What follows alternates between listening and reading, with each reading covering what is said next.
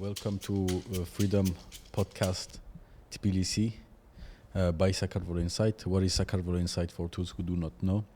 Sakartvelo Insight is a media platform aiming at promoting Georgia abroad in English language. Why we do this? We do this because there is a very big lack of awareness about the country, about Georgia. There's very little information about the country, and the country lacks in globally lack of clarity. So Sakartvelo Insight is here for that, to bring clarity into what is the country, what are the dynamics, whether they are micro or macro. We go into culture, business, economic, and many more.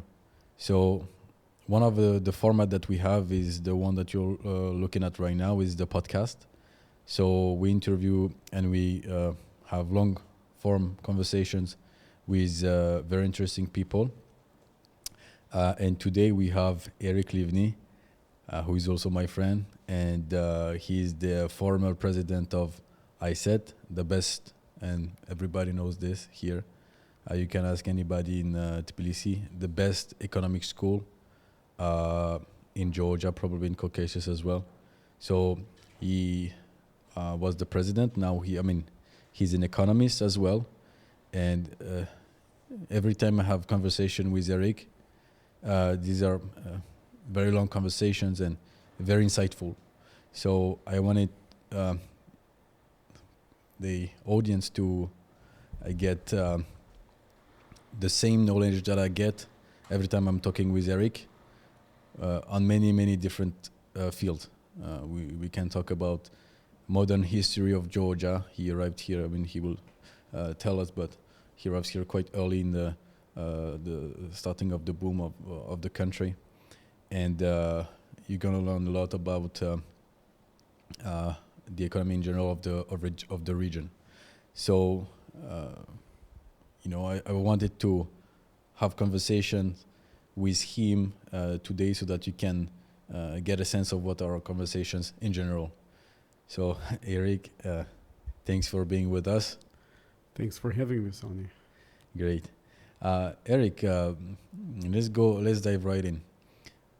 Can you tell us a little bit about you, first of all, from, just a brief overview from your childhood, where you're born, what is your background, and how did you end up here? Wow, it's a long story. So I'll try to make it as short as possible. I was born actually in St. Petersburg in Russia in the 60s. So I'm older than I look, I think. Yeah. But my family emigrated to Israel when I was little in the 70s. So I grew up there. I served in the military. I got married. I studied at the Hebrew University in Jerusalem. And in early 90s, I guess for a combination of reasons, professional, personal, life took me back to the former Soviet Union space. I went to Moscow. I'm very proud to be involved in the setup of another school there called the New Economics School. So I was there for 2 years, from 93, 94, and into 95. Then I stayed on another mission in Moscow for another 10 years. And in 2007, I got a phone call from Tbilisi. It just so happened, people who knew me called me and said, Eric, we've started a school in Georgia, but we have a crisis. We have students. We have a few teachers. We need somebody to take this institution forward. Would you be available? And I thought little, and I jumped on board of this amazing initiative called ISET, the International School of Economics, and in April 2007 I was here. Can you give context about how was Georgia at the time? Because it might sound easy for someone who is in the West. Oh yeah, I'm just going to go in another Western country and things are already set up. So here the context is very different. It's Georgia will always be a mixture of things. It's a very complex animal, place to explain to an outsider.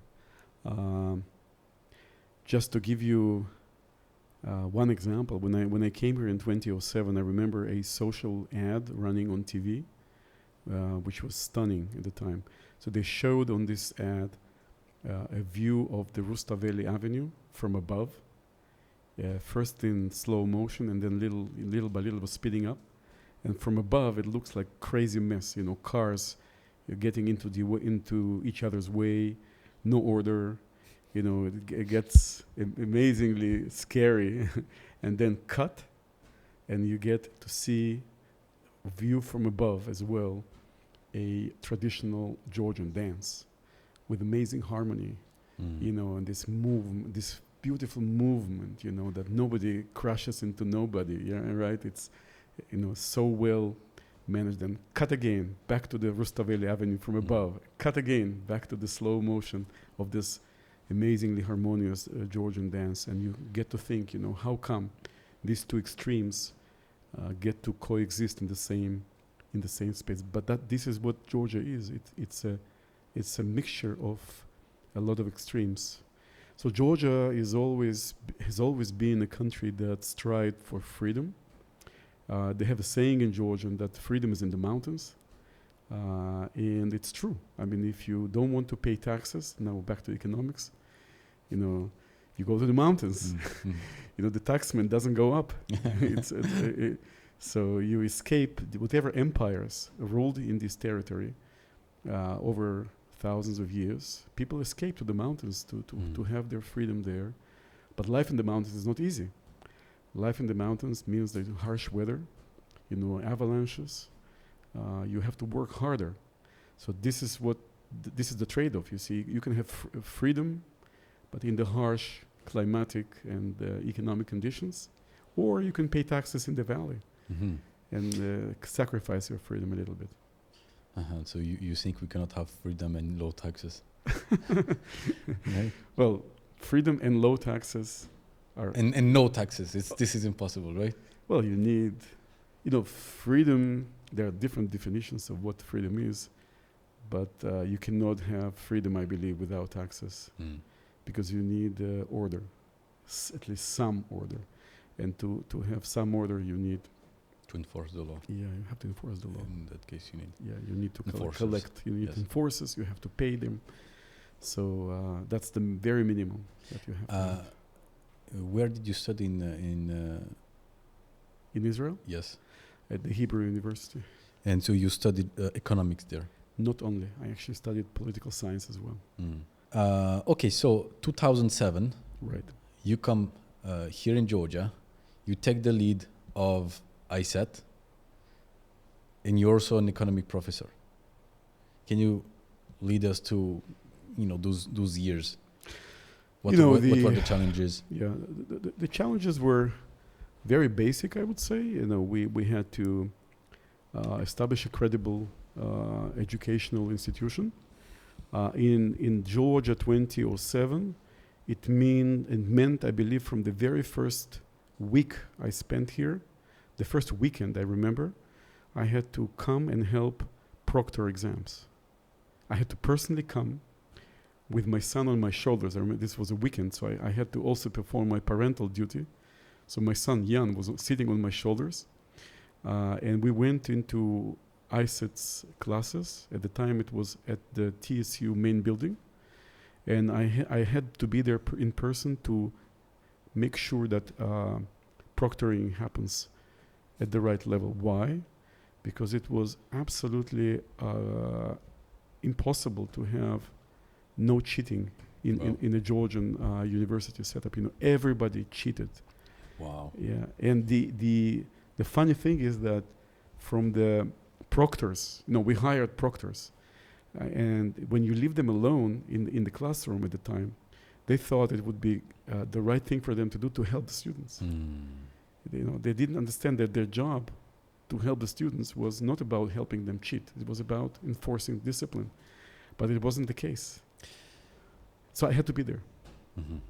This was the very, very beginning. But in general, what we had to do was to make sure that we have the best students, which means you have to go around and get students, not only from Georgia, by the way. We had students from Armenia, from Azerbaijan, a few other places as well.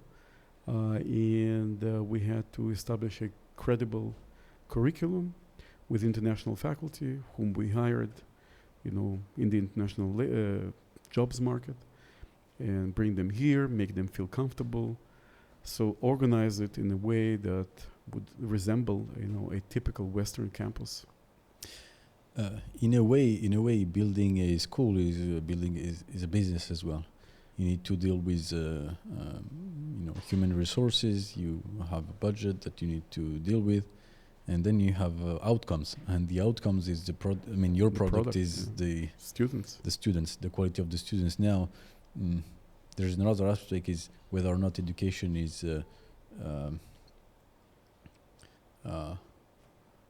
financially viable, but it doesn't matter so much because the product will have a life of its own and then produce.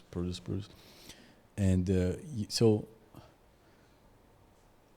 what are the crucial points that you need to figure out when building a school?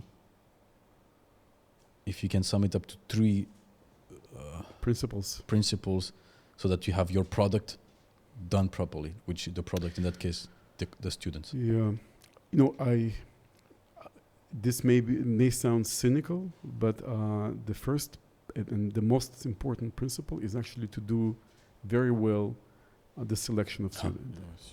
The selection of students. So this is even more important than selecting, let's say, professors. Why? Because even if you get, let's say, even if your professors are not exactly international stars, as long as you have good students in your program, you will have a good product at the end of the day. Because smart students, they become smart employees, and they will prove their worth in any occupation, even if they don't choose to become economists at the end of the day. Let's say they want to become bankers or just start their own business. These guys will, they will do well. And so that will help establish your reputation. And this is what you have to care about, your reputation at the end of the day. Now, of course, you need to have good faculty in order to attract the best students. And you need to have a decent, very good, very decent, rigorous program. These are the three components indeed. Students, faculty, and program that make it a school. But I started with the students. Yes. This is the really crucial condition. Yeah. Very interesting. The filtering process. The filtering, exactly right. Yeah. So basically, you're saying that you I don't know. There's an expression for this, but you cannot have a world-class horse if you have like a donkey or something like this, right? Something maybe, like this. Maybe in French, but I don't. Maybe it's in French, but I mean, what I mean is that you cannot change the nature of the person. Interesting. Yeah. Very interesting. And by the way, this is the main problem with the Georgian education system nowadays. Not only Georgian. I mean, I studied education as a field, in fact, as an economist, of course. And one of the major problems today in education is that there's almost no selection into. So there's too much. There's too much demand for basic education. So a lot of people go into colleges. In some countries, up to 70%. And this doesn't translate into quality. Absolutely. Yeah. Absolutely. And that's why actually, I guess, and I'm always saying that I don't value universities as much as before. And I think the reason that's the reason, because the filtering process is not strict enough. Absolutely. I mean, what we call it degree inflation. Like there can be money inflation, but sometimes you have inflation of degrees. Like too many people have bachelor degrees. Then, in order to stand out, people want to stand out, right? So they go for the next degree, and then which happens to be masters. So then you have too many people with master's degrees, and since there are too many people with master's degrees, some people want to stand out. And then they go for PhDs, and then they go for postdocs. In the end, you have so many academics that we end up with a lot of unemployed people with too many diplomas. Unemployed people, and I think dangerous people, because these are the type of people which will be very scornful on, for instance, the entrepreneurs, because they believe, hey, look, I have 3 degrees, I have a PhD in this, and this. But at the end of the day, you know, their capacity to provide value is very low. Yeah. And but still, you know, having those diplomas make you think that you're worth more. You know, what you're describing is how frustration is built. Oh, super. Yeah, people get frustrated. You know, I've studied for so many years, and this is what I'm doing. You know, what's going on? Somebody must be to blame for that, right? So you blame the government, you blame the establishment, the elites, and you find yourself fighting for something which is completely detached from reality. So this is a dangerous, indeed, thing. And you know, some countries avoided it, by the way. You know, if you look at Europe, for example, some countries in Northern Europe, like Scandinavian countries, Finland, for example, Germany, they have avoided a similar situation, and so they have much lesser percentage of people going into academic education. They have people go into professional schools. They have people who go into business early in their lives. And the share of those with academic degrees is roughly 25-30% in those countries, which is maybe the right ratio. Here in Georgia, there is kind of a rejection of manual work. And where do you think it comes from? Because it's prevalent also in Oriental societies, in Jewish communities as well. It depends on whether it's in Ashkenazis, like, you know, Ashkenazis don't want to work with their hands much, and it's more going into intellectual work. But why is this? And do you just see it as just the natural evolution of looking for status before looking for value? I wouldn't go there. And by the way, talking of Ashkenazi Jewish, it's not exactly true that they avoid manual occupations. In fact, my wife happens to be Polish. Her mother comes from she's not Jewish, but she comes from a very small Polish town, which used to be populated by Jews up until late 19th century. I think it was 20,000 population. All of them, you know what they were doing? The whole city, they were shoemakers. All of them. That's as manual as it gets. They were making shoes initially from the Russian army that was stationed nearby. And later, when the army left, I'm talking about the Tsar's period, late 19th century, they started making shoes. They converted to civil production. They converted into, you know, boots. So let's leave Jews alone. Yeah, sure. But talking of Georgians, it's a very interesting question, and I think it goes back centuries. It may have to do something with the way this country evolved, you know, through the Middle Ages and early Middle Ages. In fact, when it served the traffic of traders and trade that went through Georgia. So when traders moved through this area, you know, coming from Central Asia, from Uzbekistan, the country where I live now, they needed places to stay, hospitality, they needed food, they needed entertainment. And I think Georgia, by the way, there was a competition for more comfort, more entertainment, better food, between different, first of all, different routes.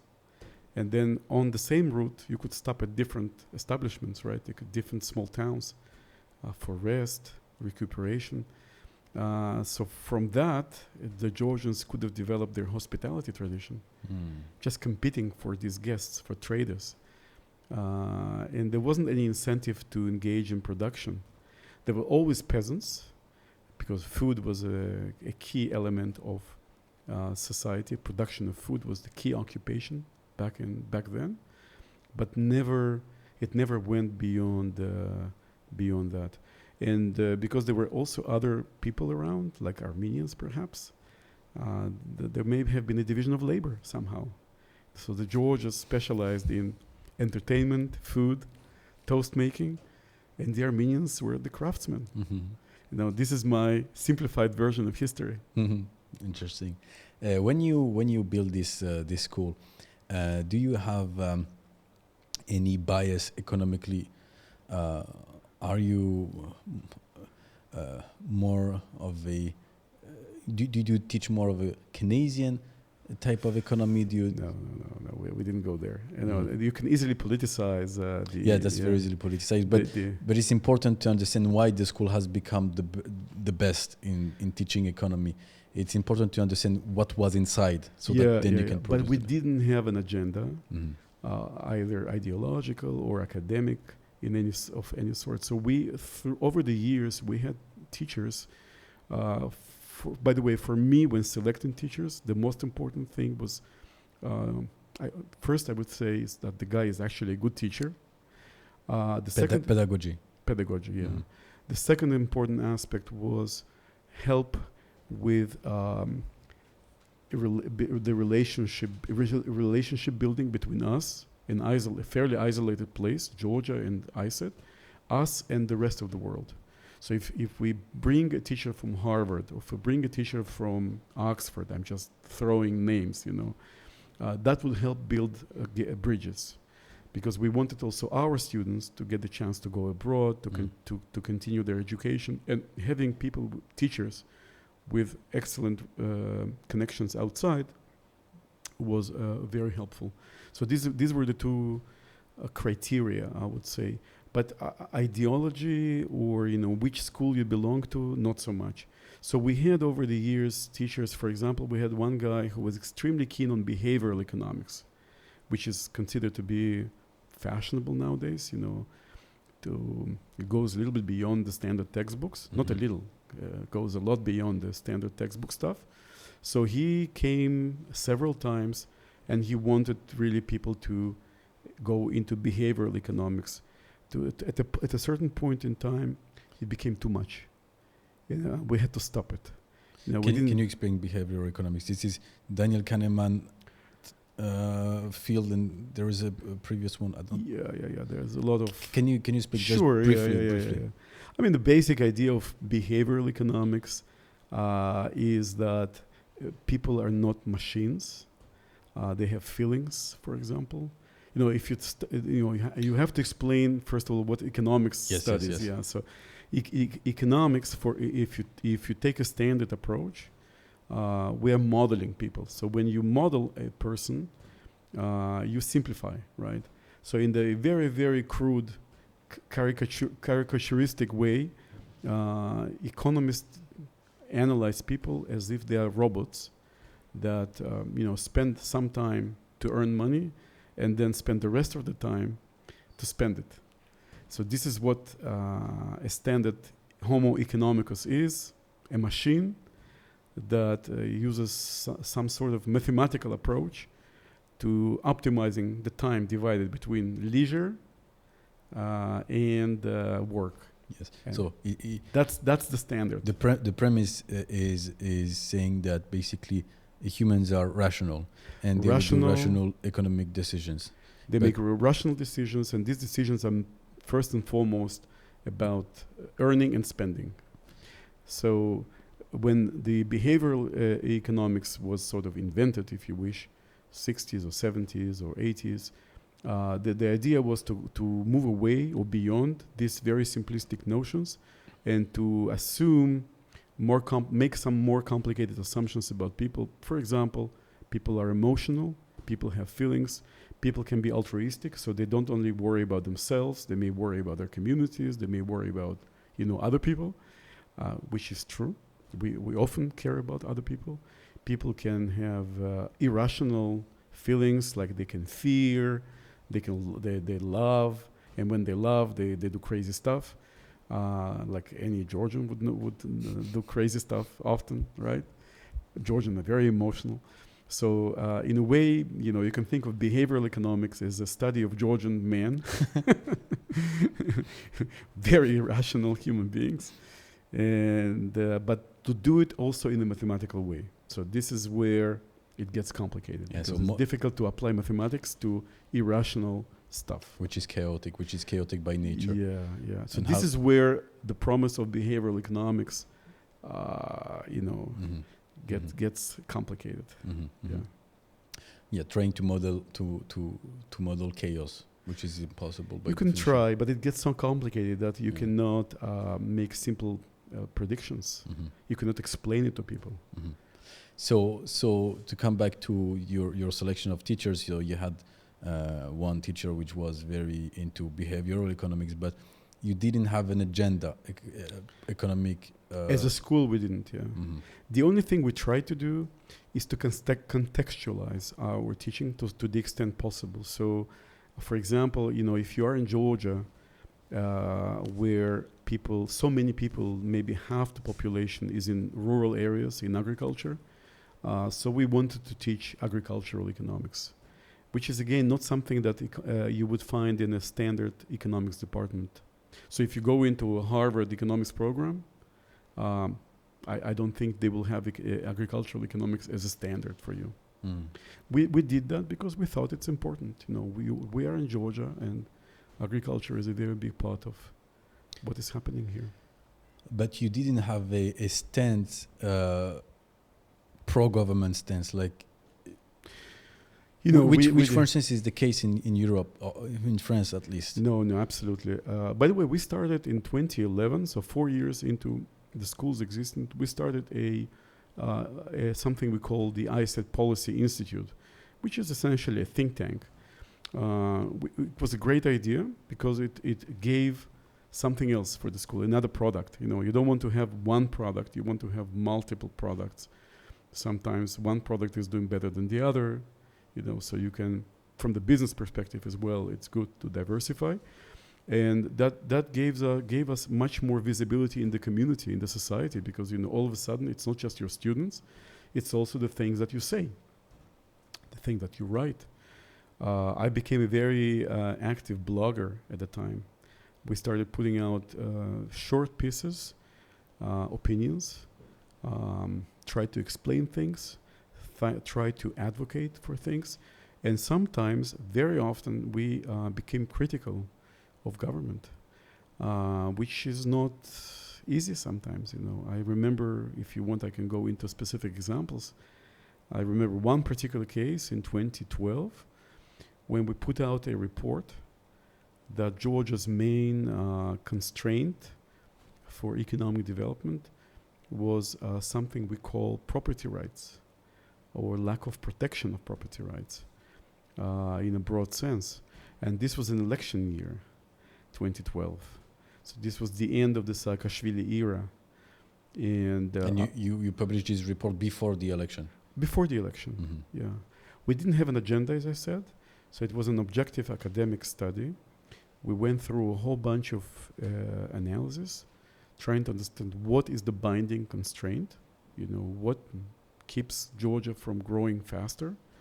And the conclusion we came to is that it was a risky place. And it was a risky place because your property or your property rights were not sufficiently well protected. And that brought us into direct clash with the government at the time.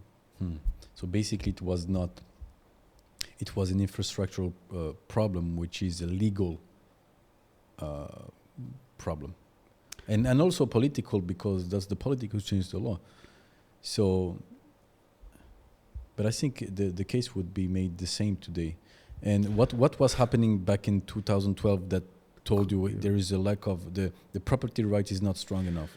We looked at objective indicators like interest rates, and we saw that the risk premium is just too high, and that was one of the key indicators for us. The risk premium that the banks and other institutions sort of operated, assumed at the time, was way higher than would be justified at the time, and that was the economic analysis behind. But what was really going on at the time in the economy was that there was a lot of, there was a political war, I would say. There was a real war going on. This was the end of the Saakashvili era. The government at the time, Misha at the time, was trying to do everything possible to stay in power. The other side was doing everything possible to undermine them. And this went into, lots of different, the war was real. I mean, some businesses were expropriated at the time. The justice system was manipulated. So it was not an easy period for Georgia. I have two things. Was it at that time also that there was a lot of Iranians, a lot of Israeli coming here in the country and buying a lot of lands and speculating on the price of the lands? And also right after, a lot of people are depicting the Saakashvili era either good or bad and without any nuances. But let's start with the second question, because this one I would I have a much more balanced view. Mm-hmm. I lived through the second half of Misha's rule, so I wasn't here in 2003, 2004 when he came to power. But I when I came, I saw the results of his actions, and not only his personal actions, of course. There was a whole bunch of people working with him, and clearly, one has to say to his credit and to the credit of his team that the country was difficult to recognize. In 3 to 4 years, the first phase, it was a super attractive place. Everybody know about the signature reforms. The firing of the entire police force. The radical deregulation, when in just a few months they have abolished all of these ridiculous regulations that were in place, from licensing of so many activities to environmental standards and whatnot, things that we normally should care about, but they were used for corruption. So the only use of these regulations under the old regime was to extract, bribes from businesses, from people. They served no purpose. And within the first few months, using the window of opportunity, the immense trust that they had, they were elected by an overwhelming majority in 2004. So they used this opportunity to completely clean the slate. And so that is something that will forever stay to their credit. The problem was, of course, that they had to use very radical means to achieve their aims. So they wanted to fight corruption and mafia and crime, and they re-engineered the legal system, the police system, so that it served this particular purpose. So the prosecution, for example, at the time, was doing only one thing. It was essentially, anybody you put in jail at the time had no choice but to admit to whatever crimes he or she did or did not. And the system was very clever about it. People were just given no choice whatsoever. There was very little probability of you getting acquitted in court. There was very little chance of getting actual justice at the time. Whatever the prosecution requested, it was granted by the courts. 99.9 something cases. I mean, this is not statistics that I'm inventing. I mean, these are the real statistics. These are the real numbers at the time. So, and again, once crime and mafia were defeated, what they should have done, they should have relaxed these regulations, these rules of the game. They should have gone back to normalcy, to a situation when people are not, when presumption of innocence is actually preserved. And they didn't do that. And that was a big mistake. So by the end of their rule, by 2011 to 2012, every family in Georgia had somebody in jail. Any family you go to, you speak to, they had the member of the family jailed. Georgia was, I think, number 3 in the world in the percentage of prison population per capita. It was after some islands in the Pacific. I think the top like Nauru. I don't remember now the exact names of the islands. These are places from where people cannot escape, I guess. Georgia was number 3. Wow. So that's not a place you want to be in. Yeah. So this is the balance. You see, you have the fantastic achievements early on, and then they should have adjusted. They should have gone back to more normal ways of ruling, and they didn't do the adjustment. They just continued bulldozing the country as if they have a mandate to continue doing so, as if they were gods. But they were not. They were humans. They made terrible mistakes, and they were punished. But still, you know, I think Misha was crucial. I mean, definitely he was crucial. There's no question about that. Crucial modernizing the country. And of course, when you're building a society from what Georgia was before 2003, I mean, I guess you had no choice but to make it brutally. I don't see, you know, I don't see how we could have done differently. Now again, once he was, you know, when the country was set up, the infrastructure were set up. I mean, why continuing? I guess this is when it start to become more of a crazy run. You know, we can have a debate about that. You know, how much brutality could be justified in the pursuit of modernizing a country. You know, there are enough examples historically of brutal reformers. You know, top-down reformers. And history is not very kind to those guys. You know, sometimes it is kind. You will find examples of top-down reformers who went down in history and as reformers. Like who? Lee Kuan Yew? Let's not go into names. But you know, you have examples of such people. So how much brutality and when to stop? It's a complicated question. By the way, I have a very objective, balanced view of Georgian history even before Saakashvili. So people tend to think that Shevardnadze did nothing for the country. That's an absolute falsehood. You know, he took a country in early 90s that was completely broken. It was into a civil war. It was going through a self-destruction. And he managed to put the pieces together, you know. So that is something that, again, he deserves a lot of credit for stopping the war and starting building the country, right?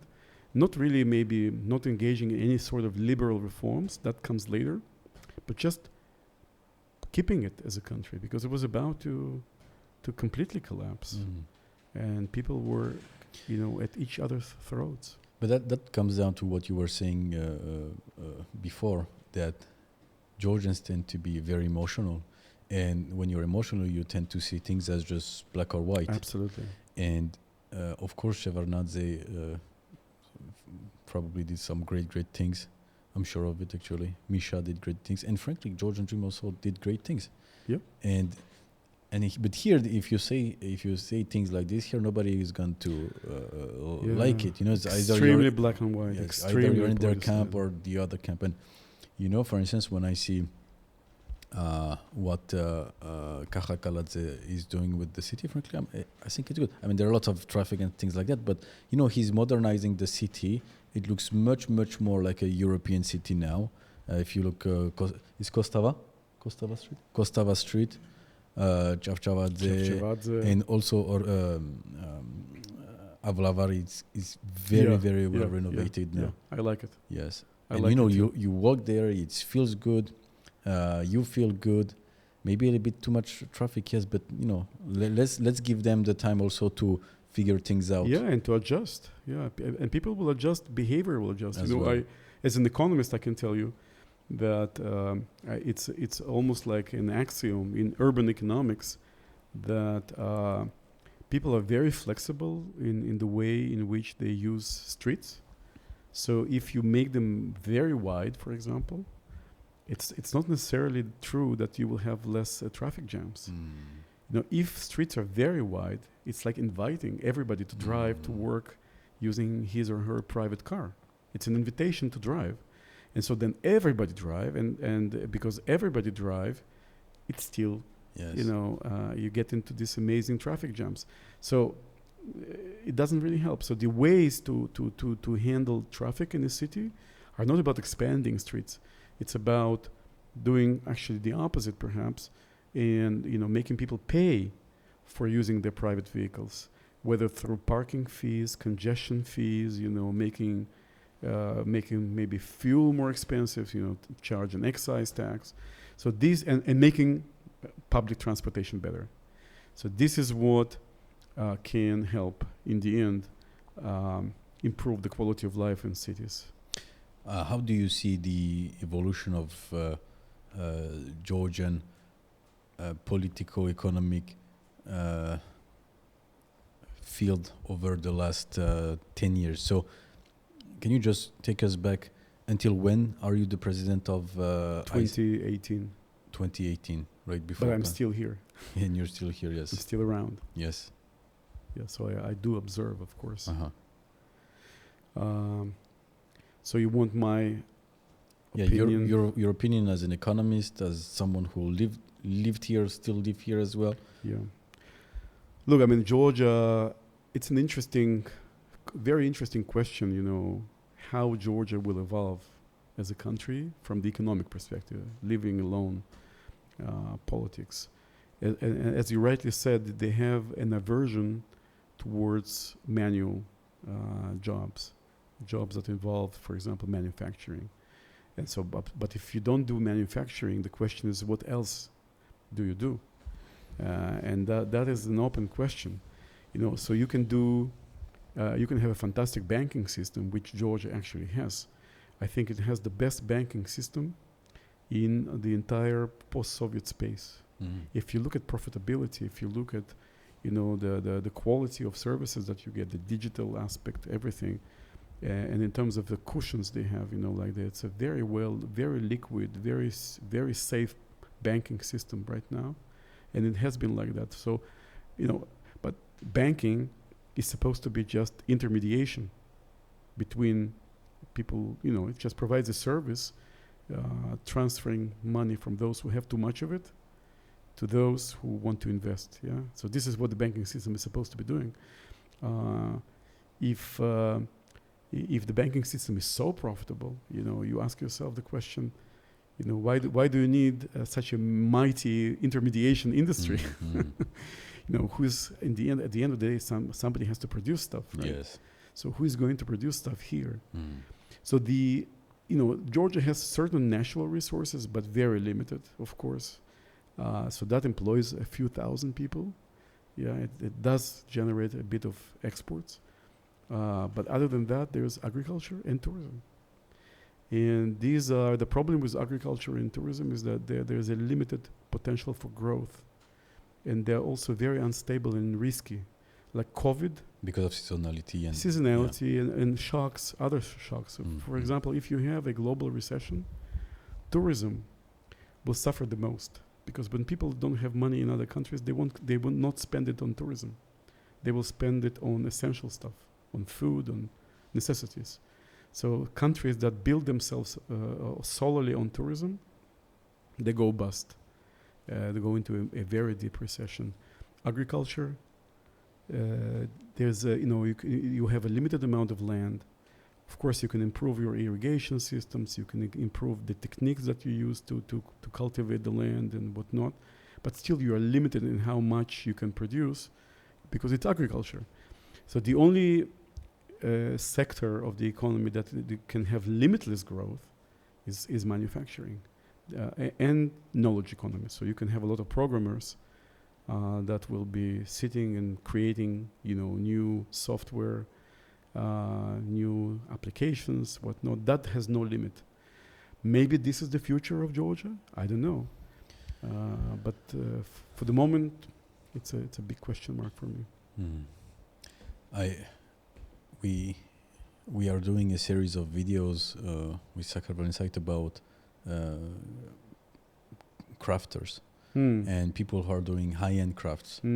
So, for instance, we had a girl Her company is named Lampino. She's producing some very beautiful lamps that are taking the designs of Georgian balconies. It's very refined, it's very beautiful. It mixes the Georgian culture with a useful product. You know, you can add it as an accent light and things like that.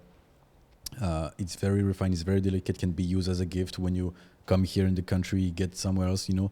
It takes a part of the country outside of the country, which is also a diplomatic, advertising, cultural soft power type of amazing type of thing. So, and that's really the thing that we want to promote here. And just to say that it's not a shame to work with your hands. It's a good thing to work with your hand. And look at Switzerland.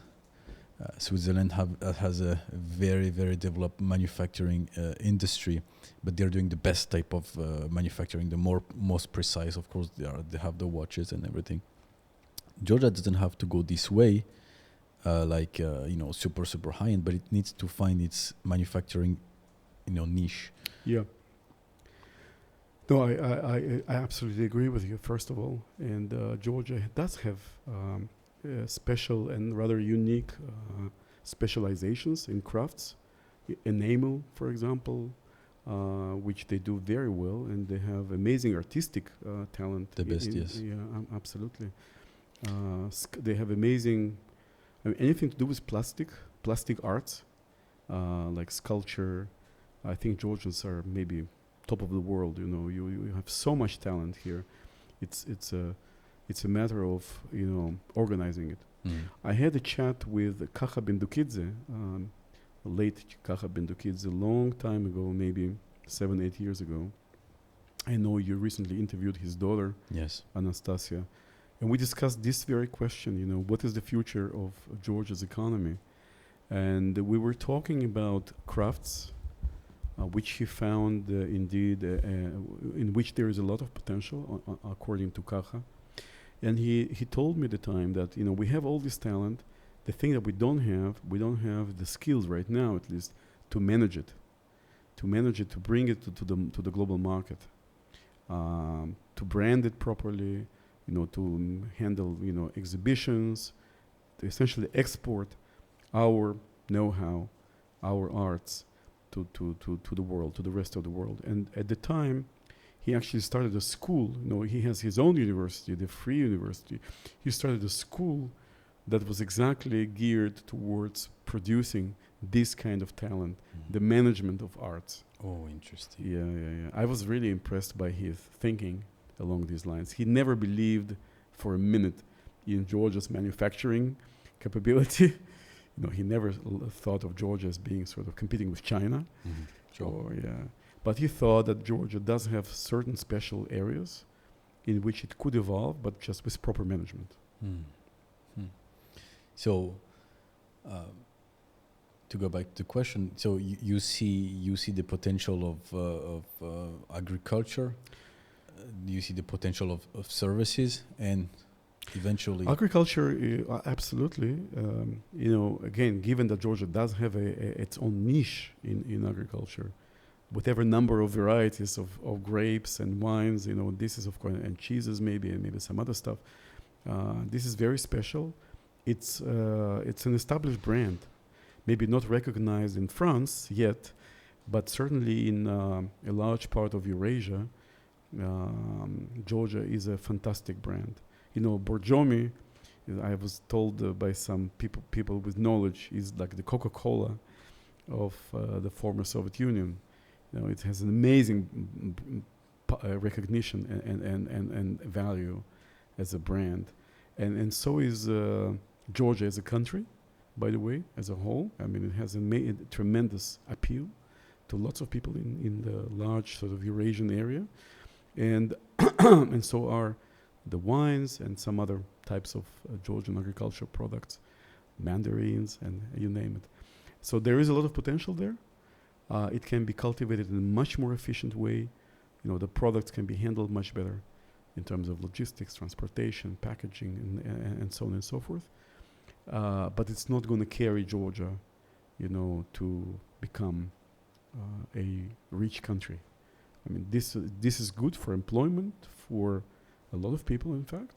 But again, Georgia needs also something else, like tech, like maybe fashion, like maybe special types of, crafts that can be scaled up. This would take Georgia maybe much higher up.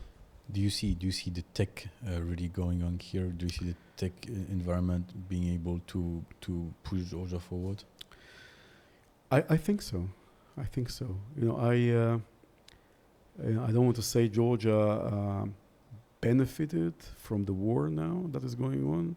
I mean, it's hard to say. It's not hard. It's easy to say, but it's a little bit unfair that you benefit from other people's suffering.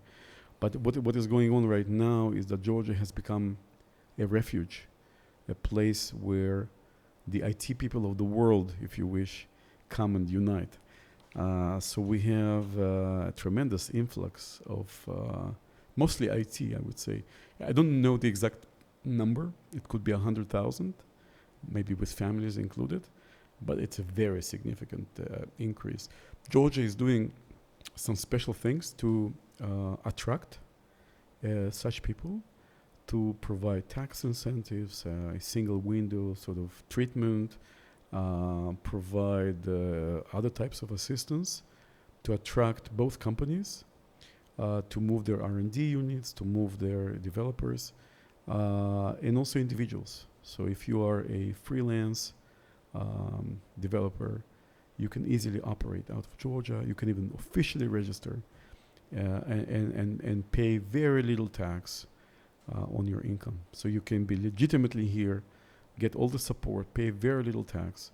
And the thing is, it's good for the country because these people consume, these people develop certain technologies, but it goes beyond it because they also employ. I know from Uzbekistan, the country where I work right now, similar story, by the way. There's an aspect of the same story going on also in Central Asia. And so foreign companies, IT companies that now registered in Uzbekistan, the percentage of local people employed is 70%. So 30%, maybe the top, the higher skill guys, they are, let's say, outsiders, expats. 70% are locally employed. Creates a lot of demand. And once there is demand, you will also find a lot of young people, and maybe not so young people, trying to get the right qualifications. And so what you then have to do is to make sure that these people have the opportunities to learn. So as a government, you can maybe subsidize or otherwise support educational initiatives. Not university degrees, not necessarily, but shorter programs, 6 months, 9 months, 1 year of study. Certainly for basic coding, that's enough.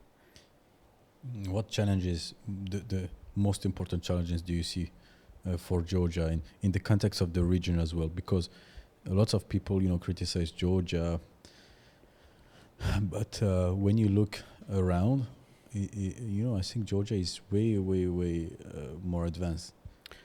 I think it depends on the sector. Depends on the sector. But look, I say something very fundamental. Georgia, for many Europeans that I know, French and German and British, it's a free country. It has an amazing allure, an amazing attraction, just because it has very few regulations, especially when it comes to personal life. So it's a place where it's inexpensive. Also, it's secure. It's safe, no crime, almost no crime. And at the same time, it's very, very free.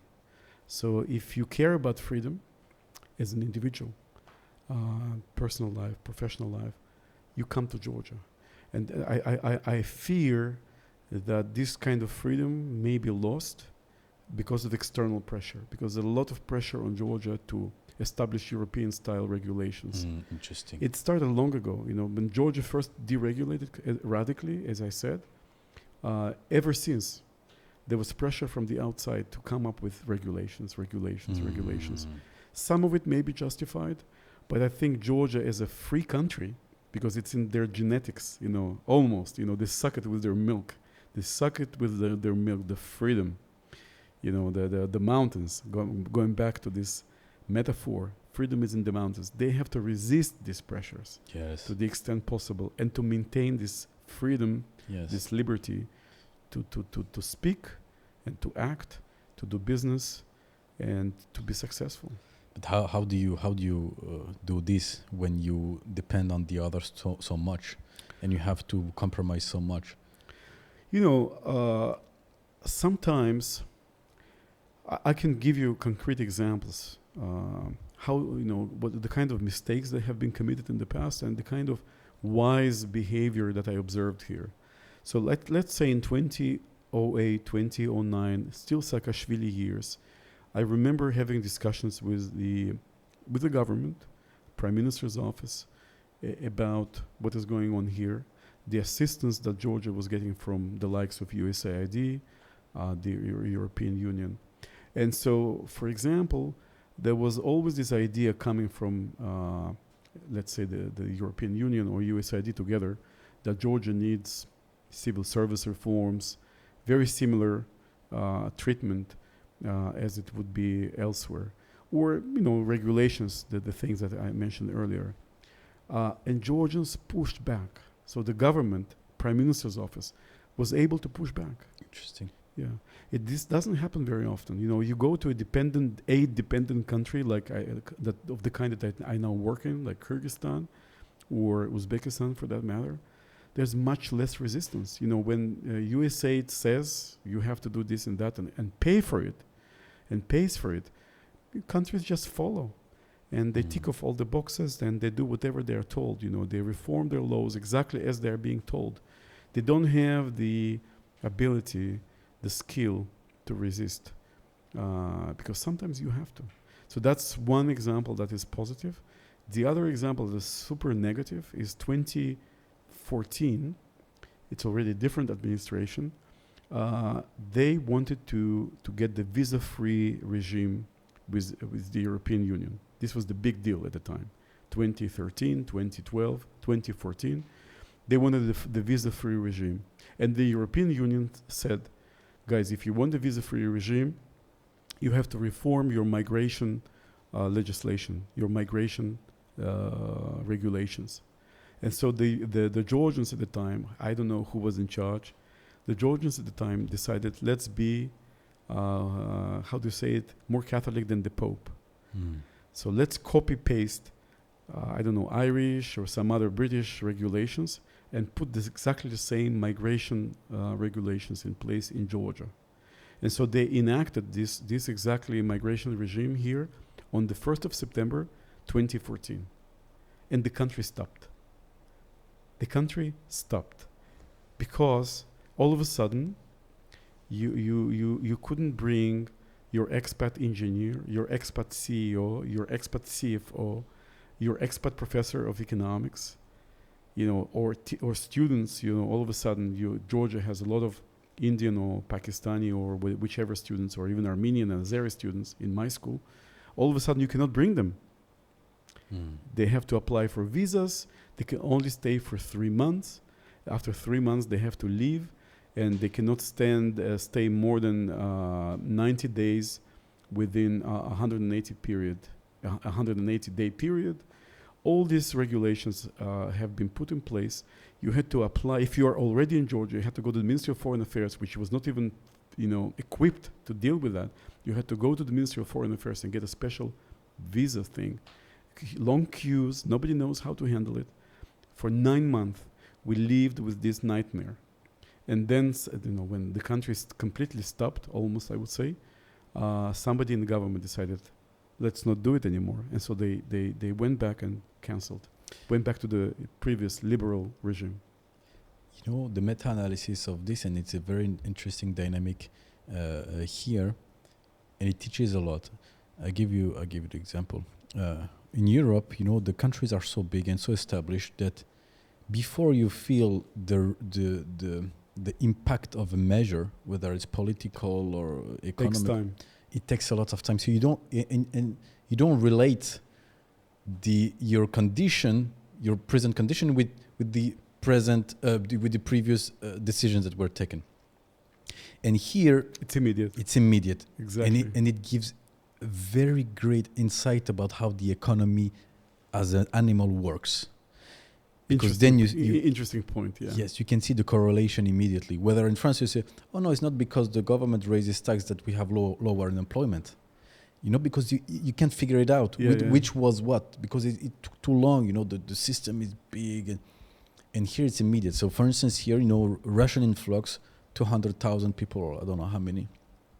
Immediately you see the currency going up, like the Georgian lari, Georgian lari going up.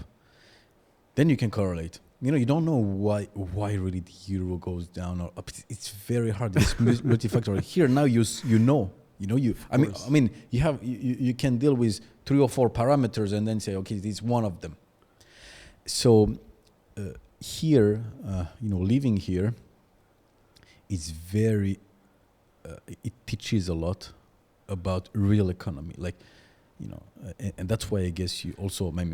Look, what you said is very interesting. And this explains many things. It's a small country with only 3-point-something million people, and even a smaller middle class. The middle class is tiny here. It's, I don't know, people have different assessments, but it's probably less than 500,000 people, middle class. And it's a country where you, as an expat, you can have tremendous impact. What you are doing now, this podcast, this idea of selling Georgia to the rest of the world, is a super impactful idea. And people who come here, people like myself, people who do business, people who are, let's say, engineers or teachers, these people, every single one of them can have a lot of impact. You can actually change things. I have now, I didn't count, but I know if you look at the Central Bank of Georgia, maybe half of it is my former students. Wow. You go to places like Georgian gas energy regulator. Again, a lot of my students. So I know whom to call if I don't have gas when I need it. So you can have a lot of impact. And again, maybe I'm a special case because I was in education. You are a special case because you're branding the country, which can be tremendously influential. But in a small place like this, every person matters. What challenges do you see for Georgia now? Look, it's not just Georgia. It's the world is going crazy. We are now living in a period of tremendous uncertainty. I honestly don't know what's going to happen next 5 years. My job I work at the EBRD now, the European Bank for Reconstruction and Development. My job, among other things, is to provide forecasts. Luckily, my forecasts are typically 1 year. Luckily, because if I were asked to provide a 5-year or a 10-year forecast, I would be scratching my head, not really knowing the answer. It's a very, very interesting situation. So for Georgia, as a small place, between many large players, there's not so much under its own control. So it is a part of a very complex system of relationships. The EU, the neighbor on the north, Turkey, countries like Iran, Azerbaijan, Armenia, the whole Black Sea region is under a lot of pressure right now. So Georgia has to survive. I think this is what it is about, surviving, trying to not to make mistakes, be balanced, and maintain its freedom, maintain its attraction. On which parameters do you focus your reasoning to say that there is a lot of uncertainty? Look, we are now living through basically a World War III situation, except that we're not yet shooting at each other, but there is a global confrontation going on.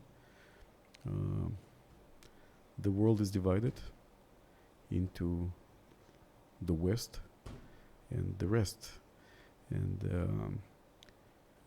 that is not a situation, that you can make safe bets in. It can explode anytime, and militarily it is already exploding. Economically, the financial global architecture is changing as we speak. Currency, is it going to be dollar? Is it going to be euro? Is it going to be yuan? Is it going to be the lari? The everything is changing. I cannot get paid now in Georgia. I get paid in Georgia. I'm supposed to be getting paid in Georgia. I cannot get paid because the Deutsche Bank is no longer operating in Georgia. It withdrew because of very high compliance costs. You didn't know that. So my bank, I will not name it, doesn't have a correspondent bank in Europe anymore. And you cannot be paid in a Georgian bank. I cannot be paid in a Georgian bank in dollars, and you have to be paid in euro. In euro, it's still possible, but I'm paid in British pounds, and it doesn't work. So I'm volunteering for the last 2 months. Oh wow, that's okay. But it's tax off, and then you get it, right? Yeah, I'll get it. I can survive. But this is just an illustration of compliance fees. Compliance are getting very expensive, because of the war. So, but again, this is just one small aspect. But how do you prepare? How do you, times of uncertainty basically means potential for chaos. That's what it means, right? That's exactly what it is. How do you prepare? How do you because if there is chaos, you need somehow to anticipate a solution in terms of chaos, and it depends on the magnitude of the chaos, of course. Like if it's total chaos, then whatever you do is, asteroid comes, then nothing. But it depends on the magnitude of the chaos, and if it's manageable, how do you expect to manage it? Yeah. No, I honestly don't have a good answer. Okay. Yeah, because maybe it's not manageable. Maybe the kind of uncertainty where it's not, I don't even know, call it uncertainty, but the magnitude of the fluctuations that we're likely to see, of the shock that we're likely to experience soon is going to be such that it will be very difficult to buy insurance. Typically you would want to buy insurance against uncertain events, but I don't know who will, where do you go to buy such insurance? Is it gold?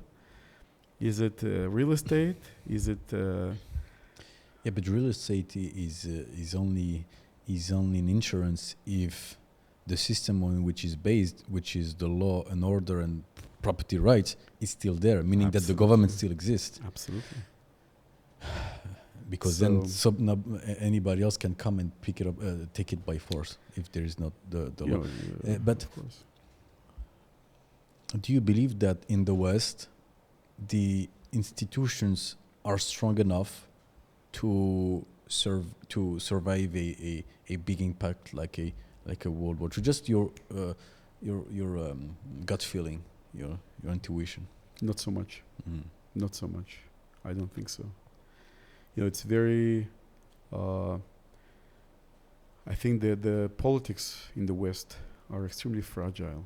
We kind of forgot about it because we had a lot of stability the last 70 odd years.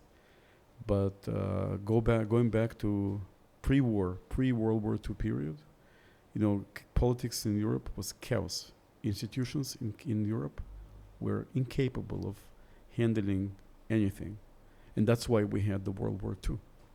We had World War II precisely because, democratic politics of Europe at the time and its institutions were incapable of delivering law, order, stability, development, prosperity, nothing of the kind. And that's why we had the rise of, fascists, not only in Germany, we had, and communists fascists and communists, were rising to power everywhere in Europe precisely because Europe it turned out to be extremely fragile. And I wouldn't rule out a similar development now. Don't you think that Georgia is much better equipped to face this type of chaos better than the West? Because it has it like less than 30 years ago. Well, in Europe, people they have forgotten it, and when you forget it, then you reproduce the mistake you make mistakes that are then leading to this chaos, right? It is that, and it's the degree of sophistication, which perhaps counterintuitively makes you, and I'm talking about sophistication in politics, that is the complexity of politics, how you make decisions, the complexity of your economy, how interdependent everyone is in the economy. Like in a complex economy, there is a very high degree of specialization. So companies, totally depend on each other. People forget, how to do the whole task. Nobody has the skill, to do, the whole thing. And so everyone knows how to do a small piece of it, highly specialized. It's very efficient from the economic perspective, but it's very fragile. So if order breaks, if the order breaks down, these things disintegrate quickly, and they lead to catastrophic results because nobody remembers how to make decisions in a simple way. Nobody remembers how to operate, your family or your business in an autonomous fashion. Here we are much closer to the basics, much closer. So the kind of chaos that is likely to develop elsewhere, we will be not falling all the way. I mean, we will be falling, but there will be less vertical. So we will be able to go back to agriculture, to our farms, to growing our own food, to supplying our own needs in ways that will be less catastrophic. It sounds apocalyptic, but it depends on the magnitude of the... Depends on the magnitude of the shock, yeah. Let's hope that we are not into this scenario, but if something like that happens... Now, Eric, what about now? What is it you're doing right now? You went to Uzbekistan. You know the region well. Actually, you know the whole Caucasus very well. You know the Middle East quite well, coming from Israel. I mean, you know the dynamics there. And now you're in Uzbekistan. So that's the Central Asia. You call it Central Asia? Central Asia, the heart of it. Yes, Central Asia. So what is it you're doing there, and what are the interesting things that you're seeing there as well? Well, what I'm doing is maybe not as exciting as what I used to be doing in Georgia. I would love to come back actually. Mm-hmm. Maybe I'll be able to move within the bank to Georgia and the Caucasus. Something I'm trying to make it happen. Yeah, but Uzbekistan and Central Asia as a whole is also very exciting. It used to be isolated from the rest of the world up until 2016, roughly. It was developing in a very sort of autonomous way. They had a very special type as a president. And they opened up all of a sudden in late 2016, mm-hmm. 2017, started opening up, from free exchange of the currency, starting with that, trading with the rest of the world, inviting investors, inviting people like myself to come. It's not yet Georgia from the liberalization point of view. It's a country that is managed top-down, mm-hmm. much more so, and will continue to be managed top-down. But something special about Uzbekistan, it has tremendous traditions. It has some of the most special ancient cities in its territory, like Samarkand, Bukhara, Khiva. The Fergana Valley is a place, a very special place. on the ancient Silk Road. They have traditions, very special ones. They have arts and crafts that are again unique to Uzbekistan. It's a country with tremendous manufacturing capacity. The people do have manual skills, and they are very well organized. So now they get a lot of investment in manufacturing. For example, textile. They have a lot of producers now, global producers. You know, I believe just now, a first Uzbek company was contracted by Hugo Boss to produce for them.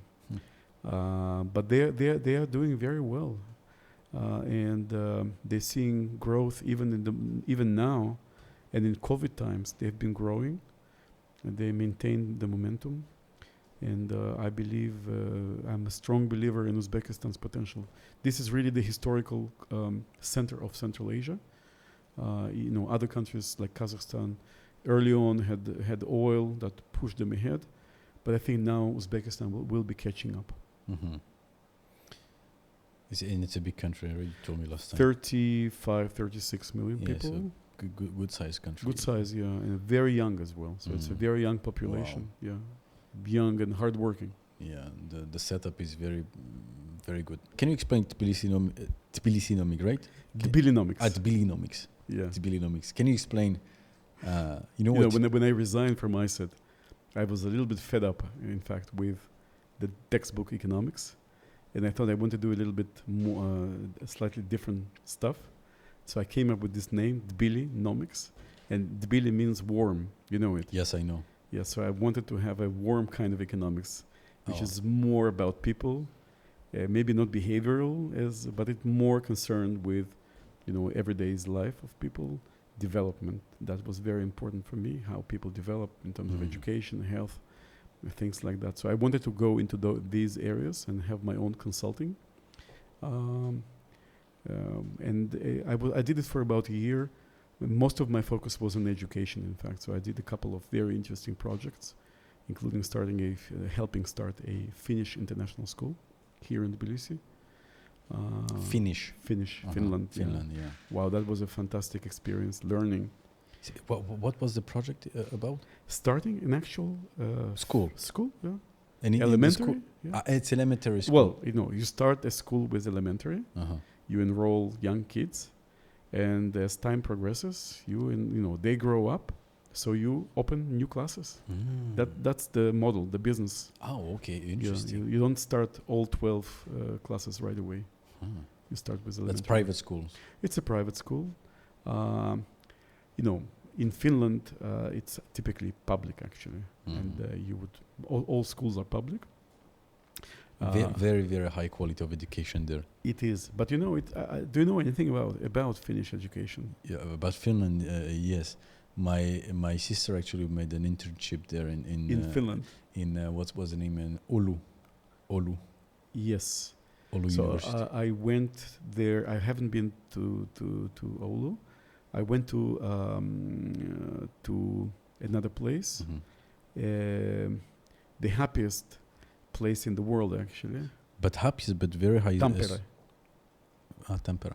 But very high suicide rate as well. Depression rate. Seriously? Yes, because of the sun. Depression? Because of the sun. And my sister explained to me that the school made everything they could to make their students happier. Yeah. With like colors. Gym, yes, color gym in the school. You have very, very healthy food, yes. Like with grains and nuts and things like that. Because, when you don't see the sun, I mean, for me, is the case. If I don't see the sun... So you're saying that winter time they're depressed. That's what you're saying. Yeah. No, that's true. It's quite dark in winter time. So maybe people go into depression. A lot of them eat the vitamin... vitamin D. D, yeah. There's a lot of vitamin D consumption in Scandinavia in general. But, there are all these happiness surveys around the world. You know what I'm talking about, right? Happiness service? Like a happiness index. Yes, the happiness index, yes. Yeah. So yes, and they come on top of all the time. They always come on top, and Finland is on top of Scandinavia. And Tampere, the city I visited, came on top of Finland. So I visited the happiest city or place on earth. But the thing about Finnish education, just to finish my point, is that it's maybe not about, it's not about excellence. It's not about excellence. It's about making sure that every student, including the mediocre student and the weak student, get the support that they need. So this is what the Finnish education is really about. So it's basically raising up the average. It's raising the average. Yeah. Not like in Singapore and are having top. Yeah. It's definitely completely devoted, focused on raising the level at the bottom. This is what the Finnish education does. It's very inclusive in that way. There are many, kids are not excluded. Like if you have, if you're challenged, as they say now, you will get the support that you need, and you will not be put in a separate group. Mm-hmm. You will get the support that you need within the general class. Yeah. I would like to talk about an experience that you had in France. Just to put it in perspective compared to what's going on here in Georgia, especially. So, well, here in Georgia it's very different. Yeah. I'm actually worried about it because you have a lot of very good quality private schools. In the international schools in particular, very strong. Like my kids went to the French school here, which is very, very sort of elite institution in a way, in many ways. But the problem is, of course, that such institutions, they suck off the best talent. So if you take like the whole population of Georgia, I don't know what the size of an age cohort, it can be, 50,000. So a very small percentage is enrolled in those private schools. They get everything that they need. They speak fantastic English, French, German, whatever, whichever language. They are in a society, in a bubble, of other well-off kids. And what about the rest? So you are talking about a society that is divided essentially, and the gap is only getting wider because the public schools are way, way, way behind, especially in rural areas and the Kutaisi and whichever small town. I often say, and you understand why I'm saying this, I often say that the only responsibility of the government is to make their constituent believe that everything's possible. And once they've done that, they've done their job. What I mean by that is that I think the only role of the government should be to help their citizens understand that they're on their own, they're responsible, but that anything is possible. Like true. How do you do that? I think it's just campaigns. And campaigns can take different forms. But I'm saying this because it doesn't matter if you are... what I'm saying is true here and now. In our societies, where information is everywhere for free or almost free. It was not... my idea was not valid 30 years ago. But now it is. Now it's valid. Everybody has a phone. Everybody. Yeah. Information is there. So if the information is there, then you need to have the will to get the information. Because I'm sure that on internet you have all the information that is given into private school. Maybe you don't have the network. Definitely you don't have the network. But, at the end of the day, value and skills, they may take longer to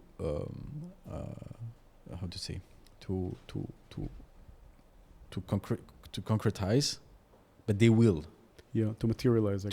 Yes. Yeah. If you're a great boxer, for instance, it doesn't matter if you didn't have the right equipment and things like that. If you play enough games, you will come on top at the end if you have the skills. So.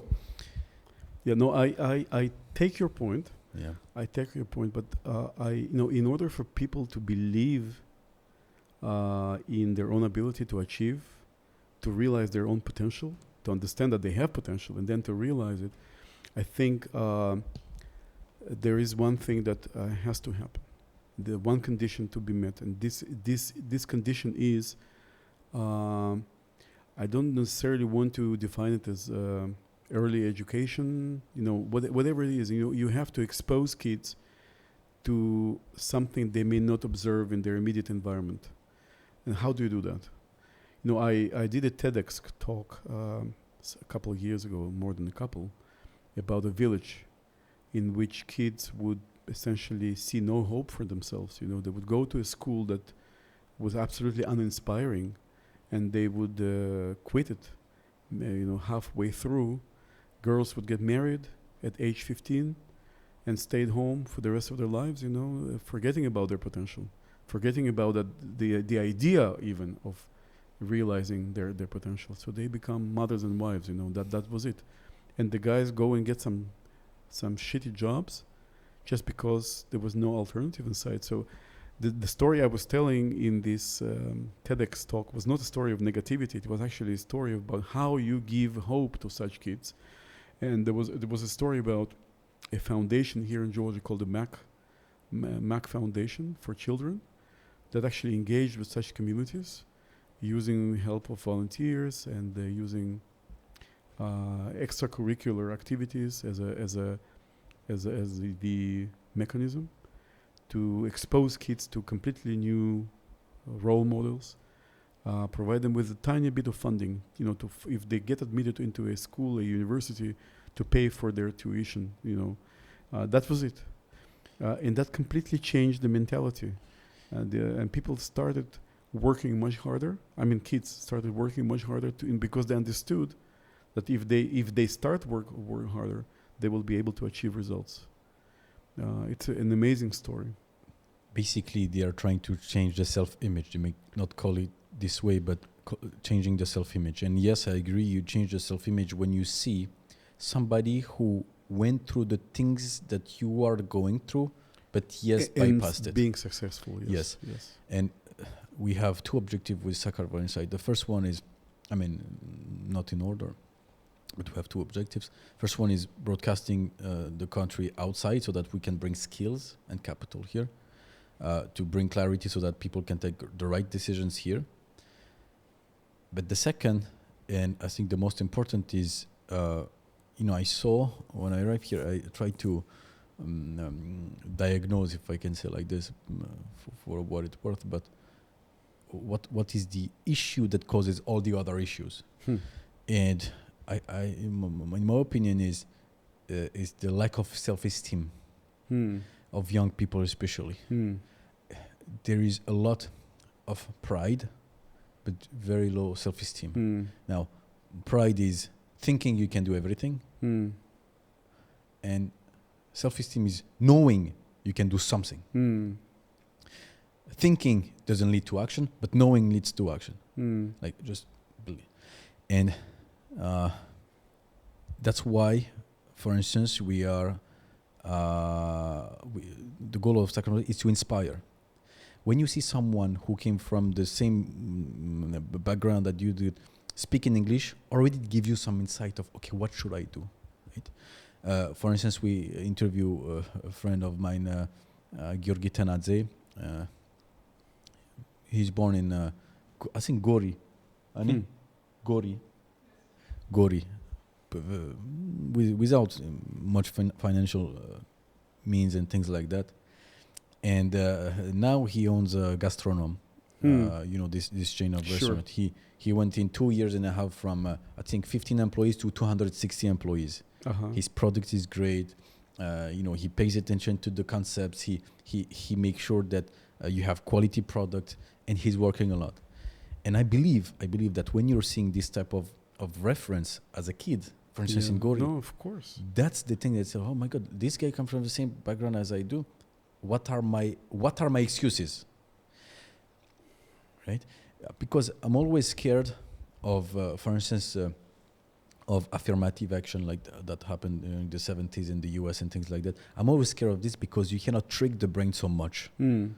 Like if you get to a position that you don't deserve, something bad's gonna happen. Like you cannot like change it, and that's why I'm always favorable to make things hard, to keep things hard, so that when you achieve something, it's you. You don't have any, and that builds real self-esteem. Anyway, that was the little parenthesis, but so yeah, definitely self-esteem. No, the pride that you talked about, it's very common to think about Georgian men as being very proud. But, to a large extent, and I agree with you, this pride or semblance of pride is just a shell. It's like an image that people put out precisely because they're very vulnerable and they lack confidence. So because they lack confidence, because they lack in self-esteem, they put out this image of, you talk to me like a man, and I understand. Yeah. And women here are incredible. Like Georgian women, unbelievable. Yes. They carry this nation. Yes. Yeah. And they're everywhere. The driver, the wheel, the This is the women that keep it all together. Yeah. They are survival mode, so they really make the society. They keep it together, and they in critical times, times of chaos, in the family, in a business, they are the ones to go to. Let's go to this French story, if you want. So Eric has a kid, Jan, who is studying in France in prepa, which is in French is the highest level type of study that you can do, the most intensive. I know because I've done it as well. And so Eric was looking, and his son were looking for an apartment in France. Oh my God. You want me to go into it? Yeah, please, because it will be interesting, because that will show really how the absurdity of what you believe. What you believe is a developed country, and still having some absurdity like this. It is amazing, You go to France, you want to rent an apartment, and you discover that none are available. You cannot possibly, as a foreigner, there's no way in hell for you to rent an apartment. And the reason for that is that if you live in an apartment, if you rent an apartment, let's say, hypothetically, you rent an apartment, you live there, you stop paying the rent, there's no way the owner of the apartment can kick you out. Why? Because there is all these protections, tenant protections, that this French government has put in place. I don't know when, but it created this, these tenant protection measures that they've taken lead to a situation when you cannot rent your apartment out to a foreigner or to a stranger, because you are afraid that you will lose your asset essentially for many, many years. So the only way to make it work in France, you have to have a guarantor, a French guy who is willing to give a personal guarantee that he or she will pay for you or for your kid if they default, and that guy has to have a salary and all that. Anyway, long story short, there's no way. I don't know enough French people who would be willing to guarantee the rental payments of my son.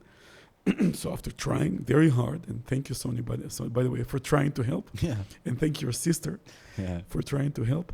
Long story short, we gave up, and I had to buy an apartment. Can you believe this? You cannot rent, so then you have to buy. It still took 2 months, because the bureaucratic process involved in buying an apartment is not simple. In Georgia, this is something that people have to realize outside. In Georgia, you can buy an apartment in 2 hours. 2 hours. You go to a bank, and the bank goes online and checks for you that the apartment is free of debts, of any sort of legal claims, because everything is in the system, right? Everything is online. They do that for you. They have a template for the agreement that you sign and the buyer sign. Then they provide you escrow account service for very few dollars. So you put your money in this escrow account, and once the property rights are transferred from the buyer to the from the seller to the buyer, money is moved from the escrow account into the into the seller's account, deal done. Yeah. 2 hours, Yeah. you know? And it's one sheet of paper. Yeah. It doesn't involve 100 pages. It doesn't involve any notary fees, doesn't involve any lawyers. It doesn't involve any waiting time. And everything I just mentioned is what you have to, this is the hell you have to go through in France, plus you pay a lot of money for it. So if you pay, I don't know, it's like 5 or 7% of the total cost, the transaction cost, the notary. Also regulated, by the way, by the state. So yes. There could have been many more notary providing this service. Yeah. There could have been a crazy competition to provide this service. No, there is a numerous clauses. So there is the number of notary are here and there, and it won't change. Yeah. No, I'm having gone through this nightmare. I'm surprised the French economy still functions. You know, how can you function? How can you do business in a society that with such a heavy it's impossible. Cost of transaction? It's impossible, and actually it's possible only for the very, very big old companies. Look at what France has produced the last 20 years. Very, very little, very few companies, like very real successful, very, very few. But of course you have like the fleuron, the how to say the star companies, like, you know, you have the luxury industry and so on and so forth, which actually benefits from those regulations. Because when you have for instance, minimum salary, who's going to be able to pay a minimum salary if there is a minimum salary? So basically, startups are exactly not wanted. Exactly. Yeah. So that's why you have no change in the landscape, economic landscape in France. Very little, and that's what will cause I think the you know, we can close the loop here. You know, we talked about complexity and fragility. You know, this is exactly the case here. You know, we are looking at a very complex set of regulations and interrelationships between firms and government, and this is, you know, we got used to it. It exists, so we think, you know, and France is of course an economic power, but it's very fragile. You know, it may easily lose its competitiveness and go down. I think it already has. I think it already has. Which explains partially why you are here. Yes, and I think it explains why so many French people just go out. Yeah. I mean, France, when you look at it from the cultural standpoint, I mean, it's unmatchable anywhere. Absolutely. Like unmatchable. When you look for architecture, the art, the fashion industry, you know, the landscapes, the tourism industry. I mean, on those type of like stages, amazing, yeah. in a class of its own. Yeah. But when you're looking at the fields of economic freedom, I mean, you have a 70% tax burden. 70%. So every single €100 that you're making, 70 are going to go back somehow to the state. Wow. So obviously, these type of things are very. It's like feudal system. You know, it's like a feudal system when you have this type of thing that would not allow you to just go up to a certain level. Impossible. It's mathematics. Right? It's mathematics. Of course, you're gonna have always an exception, but overall, you'll just have this average, which is. So a lot of young entrepreneurs are essentially being driven out. Yes. That's the whole story. Yeah. Yes, of course. So. On this happy note. Yes, on this happy note, Eric, thank you very much.